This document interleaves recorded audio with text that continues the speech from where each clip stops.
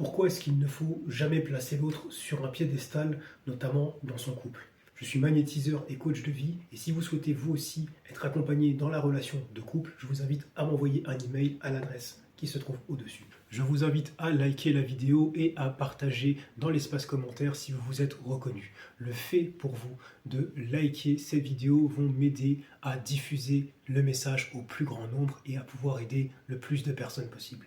Et le fait que vous vous abonniez à ce compte y contribue. Alors, merci à vous. J'ai moi-même été dans ce cas de figure à plusieurs reprises. Et sans cesse, je commençais par dire que si je plaçais l'autre sur un piédestal, c'était parce que je voulais absolument lui faire plaisir. Mais derrière le seul fait de vouloir lui faire plaisir se cache quelque chose de beaucoup plus gros. Il s'agit de la blessure d'abandon. Alors évidemment, ce n'est pas toujours facile de la voir. Mais une fois qu'elle est mise en lumière, on comprend pourquoi, en réalité, on ne souhaite pas faire plaisir à l'autre. En réalité, on a peur que si ce que l'on veut est différent de ce que la personne souhaite, celle-ci nous abandonne. Donc dès lors, on va la placer sur un piédestal. Alors pourquoi concrètement ne pas placer l'autre sur un piédestal, ne pas solliciter tout le temps son avis? Pour deux principales raisons. La première, c'est pour vous-même. Qu'il s'agisse de votre inconscient ou de votre enfant intérieur, appelez-le comme vous voulez, cela envoie le message que l'avis de l'autre prévaut sur le vôtre, en toutes circonstances. Et donc, vous perdez confiance en vous, vous perdez en assurance en vous, et vous ne vous faites du coup plus des prises d'initiative. Et vous êtes simplement l'enfant qui veut faire plaisir à son parent.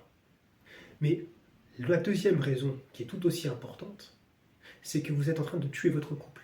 Parce que, sans vous en apercevoir, pensant vouloir le satisfaire, vous êtes en train de lui ajouter une charge. La personne devant prendre toutes les décisions a l'impression de porter la barque, de mener la barque du couple.